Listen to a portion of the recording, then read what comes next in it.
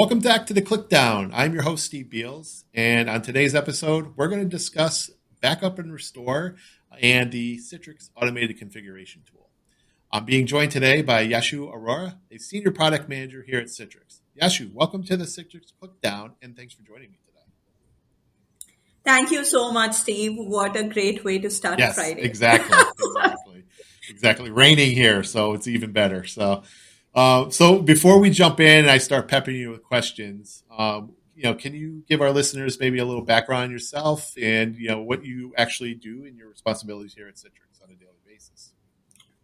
Sure, Stephen, thanks for the opportunity. So I joined Citrix very recently, given I've met enough people and worked with enough people who are tenured for up to like 10 to 25 years. So I joined Citrix last year in the month of June.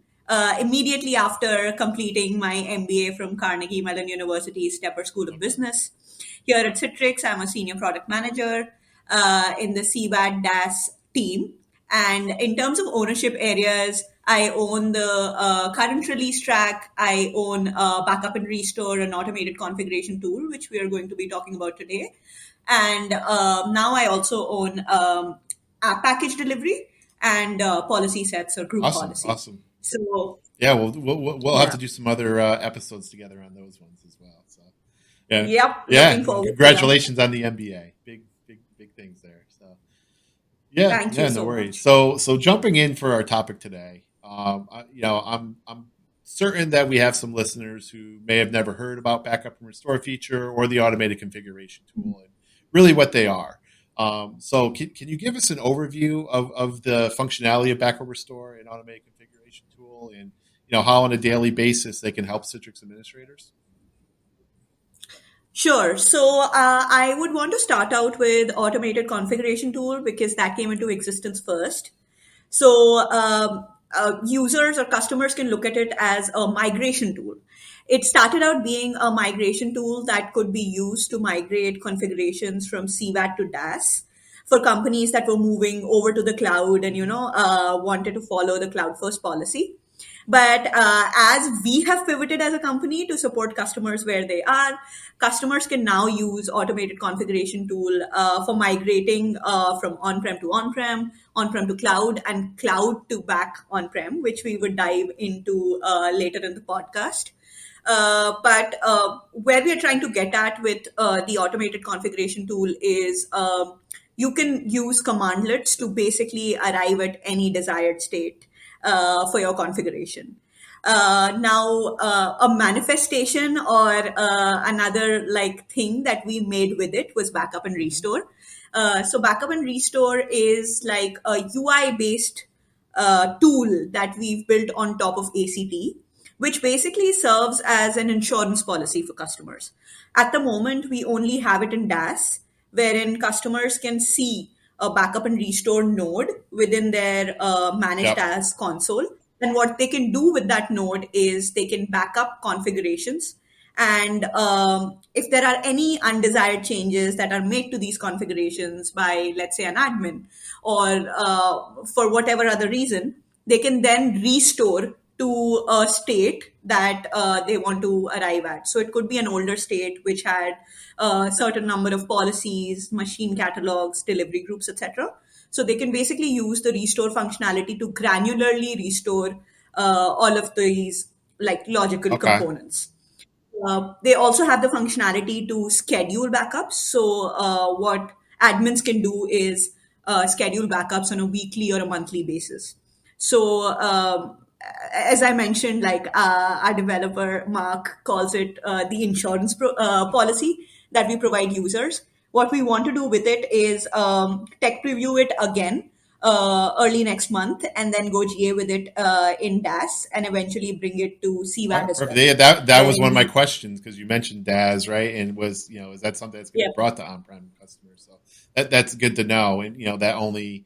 I think a lot of times, especially in the last few years, a lot of our customers have seen that we've been very cloud focused and a lot of our features go into DaaS and going into DaaS first, but they want those coming back to on premises. So I think it's always good for them to hear that, yes, these are going to be coming to those versions. So that's great to hear.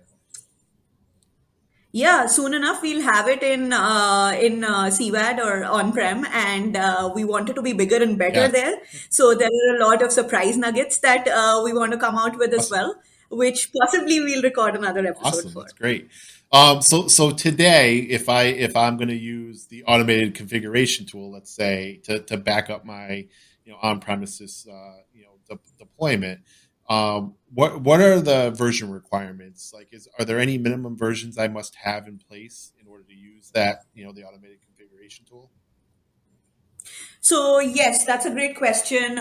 For on-prem, you would be able to use ACT to, let's say, ACT or automated configuration tool uh, to migrate or backup components starting 2305, which is the version that brought in like Web Hmm. Studio and also the orchestration APIs.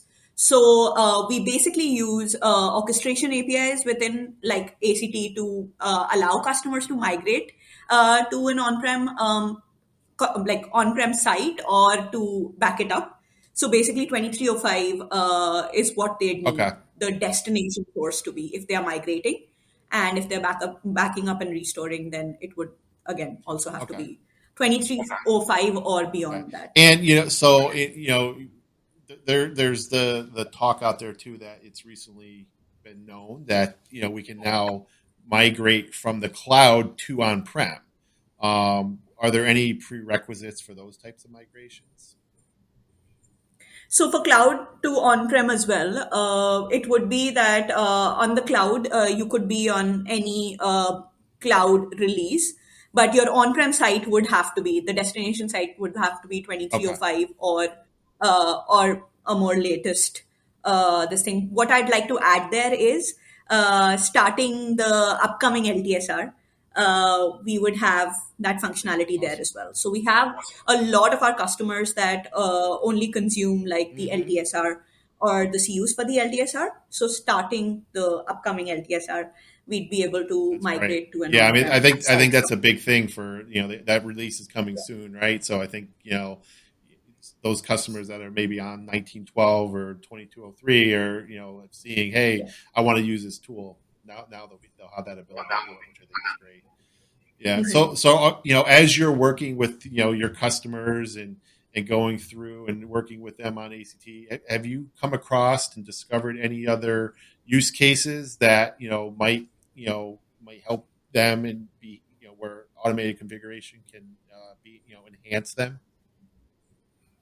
Yep, that's a good question. What we are doing discovery for, like there are two kinds of use cases.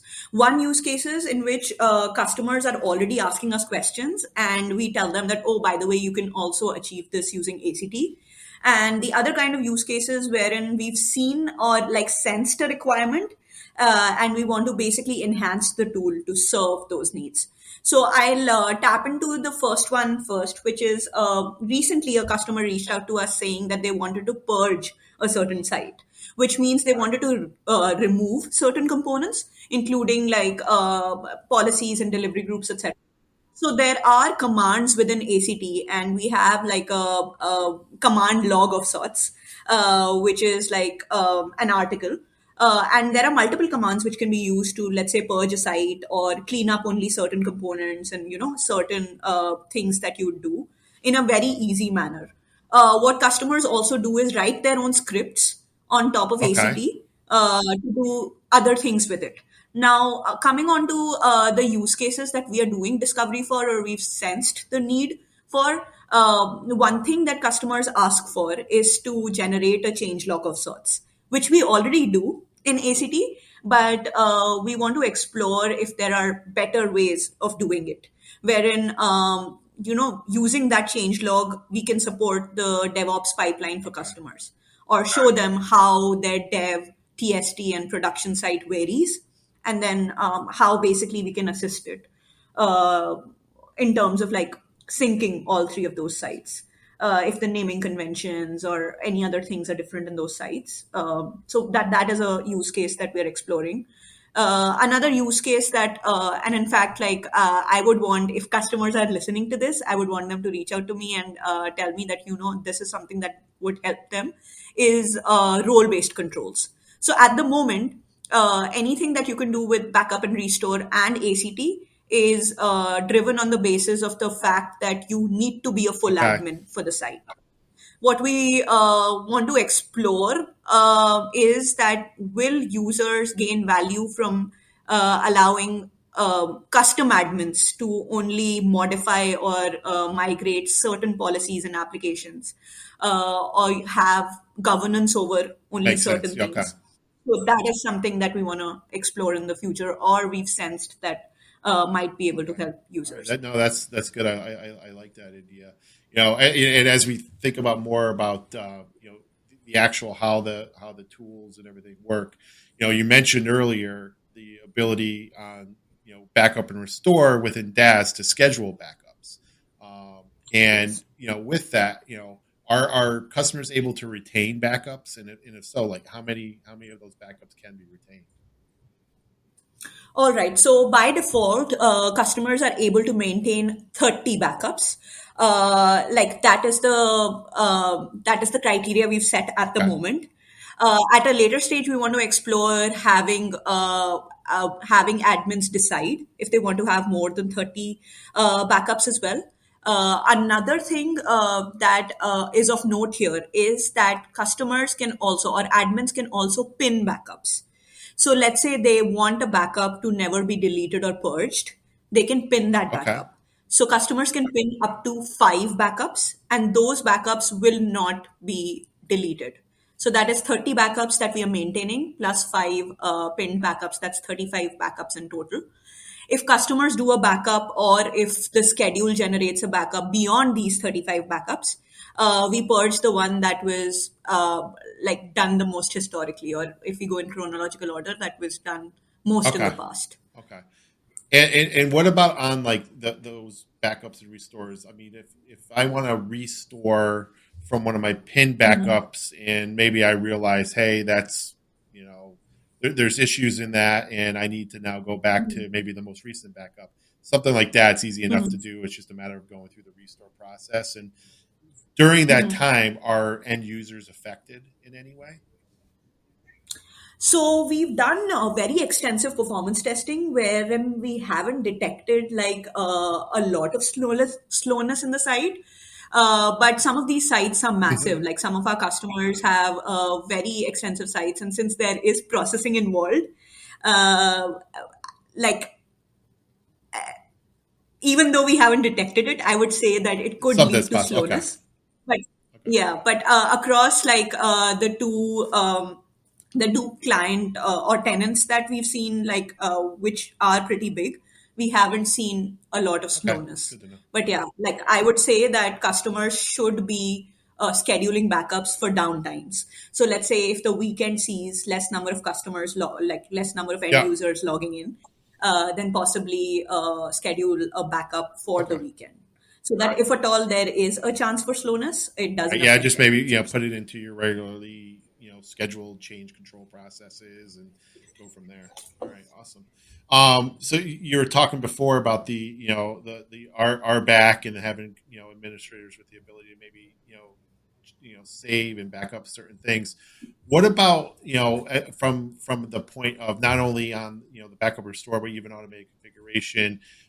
Can granular changes be backed up and maybe from a test site to production, like if we're thinking about just HDX policies and rather than the whole site? Is that something that can be accomplished with the tools? So I'd like to break this question into two parts. One, what we can achieve with ACT, and two, what we can do with backup and Okay. restore. Let me speak of backup and restore first. So backup will actually back up the whole site, which means I can't selectively back up a certain component. And this is by design because a lot of these components have dependencies, and resolving those dependencies or allowing customers to only selectively back up components may lead to issues. So backup can be looked at as like a monolithic thing wherein the whole site is Yep. backed up. But for restore, we allow them to restore Okay. granularly. So they can restore one component at a time. In fact, within restore, we also have the check mode, which basically does everything except actually backing up the site. So it gives the admin a what if scenario. So what if I back up application groups or policies? Would it go through correctly, or are there certain things that I might want to change up in the site before running an actual restore? So summarizing this is the backup is not granular, but we allow Granular a restore. granular Okay, restore. perfect. And for ACT, so yes, you can also selectively migrate certain items using ACT. We support two separate commands, which is like we have a compare command and a merge command, which each sort of hits at different parts of migrating selectively when migrating using ACT, and customers can very easily find this information in some of our troubleshoot guides or reach out to me. Uh, but yeah, we're like I'm in a constant quest of improving documentation enough so that users can basically look this up and find out how to selectively migrate configurations across All right, sites. perfect. And so, and using the ACT tool, just thinking about that, because obviously back on Restore, it's in DaaS, we have the GUI, but on ACT, it's PowerShell based. I've used the tool here and Yes. there. When I've backed up a site, how can I, as an administrator, verify that the backup's been completed successfully, and I can, is there a way for me to actually look at the changes that were made if I go through and do any sort of restore with that or anything?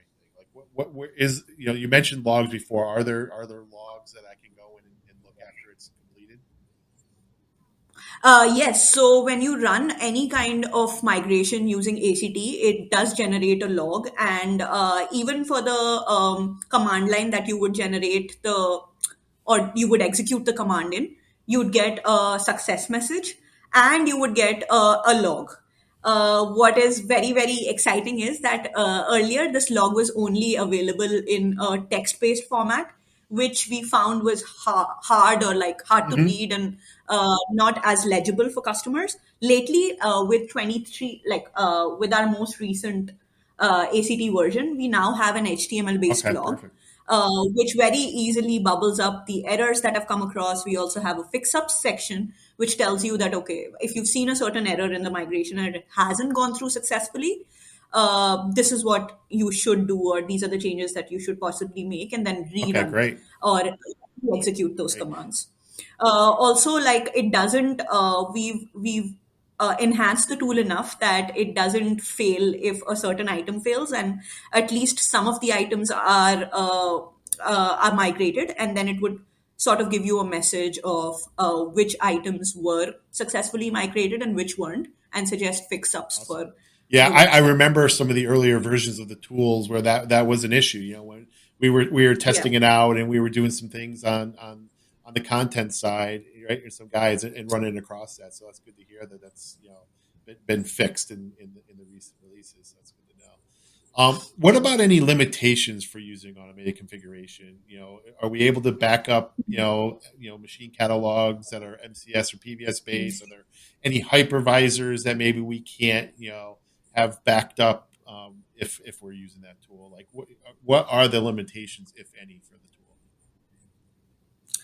So at the moment, we are not able to back up MCS catalogs for on-prem as well as the Okay, cloud. But that is something that's in the pipeline, and we're hoping to deliver this year itself. Because we've had multiple customers who've brought this up to us. In fact, bigger customers who have massive sites use hmm MCS extensively, and we want to be able to both support migration using ACT as well as backup and restore them in irrespective of DaaS or CVAD. So that is the only limitation at the moment that comes to mind. Limitations okay, there. okay. On that MCS piece, without diving too deep, like, is it just a technical limitation that we're trying to overcome, or because we're obviously able to back up a lot more with the tool, like, without getting into the finer details, is there anything there that you can expand on? Yep. So it is a technical limitation that we are trying to overcome. So the APIs that we consume for running backup and restore, or that we consume within ACT, some of those APIs are not exposed at the moment. And Okay. once they're exposed, we can then consume them and be able to basically migrate the provisioning scheme, which would then allow us to migrate MCS-based machines as well. So as I mentioned, it's a work Yeah, in no, progress, it's and great. And I think we've as seen a lot of progress in it, which I think is great. So I mean, like I said, yeah. I'm excited for it because I've seen the tool from the time it was first introduced to where we are now. So I'm excited to see how it keeps progressing. So before we wrap anything up, is there anything else that you'd like to add? You mentioned before, people can customers can reach out to you. That's great.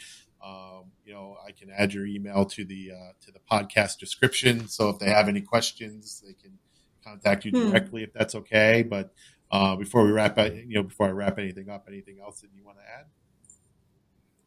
I think we've covered most of the details that I wanted to cover. Just wanted to give a quick shout out to the team, which is Chris, Mark, and Vivek that I work with. And I just wanted to highlight again the latest and greatest things that we've come out with. We now have an HTML based log in ACT. ACT supports on-prem to on-prem migration starting 2305. So I would love for customers to try it out, get back to us, let us know what is different, what could be better. And backup and restore will be switched back to a tech preview starting next month. So I would want customers to reach out and play with the tool as much as I'm they can. excited about And that one. I worked with that one a lot. Some of the yeah, content we were working on last year was around that, so I'm excited to jump back into that myself. So, yeah, yep. thank you so much for joining me today. I think there's a lot of great things coming with these two tools, and I know I am, and I'm sure our customers are excited about it. Like I said, I think there's a lot of value that can be added to Citrix deployments with these tools. So if you are interested in learning even more, if you haven't really seen much about the automated configuration tool, we do have a lot of guides on TechZone, multiple POC guides that can kind of run you through what you can do with that tool. So go in and take a look. And with that, I'd like to thank everyone for taking the time to listen today. And as always, this has been the Click Down.